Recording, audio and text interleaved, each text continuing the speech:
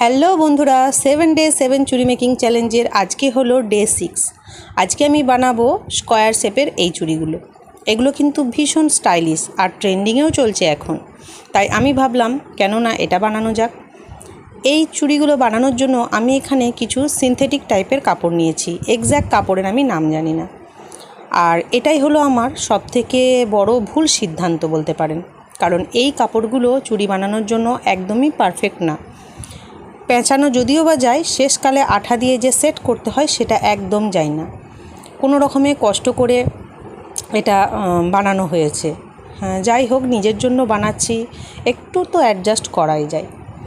আর প্রিন্টগুলো খুব ভালো লাগছিল, তো সেই জন্য আমি এগুলো দিয়ে একটা সেট চুড়ি বানালাম মাল্টি কালারের, যেটা সব ধরনের হালকা পাতলা শাড়ি বলুন, কুর্তি বলুন আর চুড়িদার বলুন, সবার সাথে পরা যাবে। তো সুন্দর 5টা কালার নিয়েছি।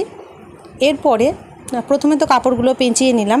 এরপরে আমি নিয়েছি একটু মোটা জড়িটা, যে জড়িটা নিয়ে আমি বেশিরভাগ কাজ করি, সেই জড়িটা।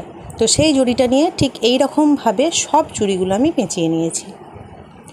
এরপর আমি নিয়েছি একটা সিকোয়েন্সের লেস। এই লেসটা দিয়ে আমি সব চুড়িগুলো রেডি করব। মানে ওই যে জড়ির মাঝে যে ফাঁকা অংশগুলো আছে ওগুলোতেও ঠিক একইভাবে পেঁচিয়ে নেব, যেভাবে আমি জড়িটা পেঁচিয়েছি। একটা একটা করে চুমকি বা সিকোয়েন্স লাগানোই যায়, তবে আমার কাছে এই লেসটা আছে, আর এই লেসটা কিন্তু চুড়ির ওপরে পেঁচালে দারুণ লাগে দেখতে। এই লেস দিয়ে আমার আগেও কয়েকটা রাউন্ড শেপের যে নর্মাল চুড়িগুলো হয় সেগুলোও আছে, খুব সুন্দর লাগে দেখতে। তো যাই হোক, এই সিকোয়েন্সের লেসটাও কিন্তু আঠা দিয়ে সেট করা একটু কষ্টকরই বলতে পারে। যাই হোক, কোনো রকমভাবে সবগুলোই হয়ে গেছে ঠিক একইভাবে। বলুন তো কেমন লাগছে দেখতে? আমার কাছে কিন্তু দারুণ লাগছে দেখতে। তো বন্ধুরা, আমার এই যে 7 দিনে 6টা চুড়ি অলরেডি বানানো হয়ে গেছে, 6টা সেট।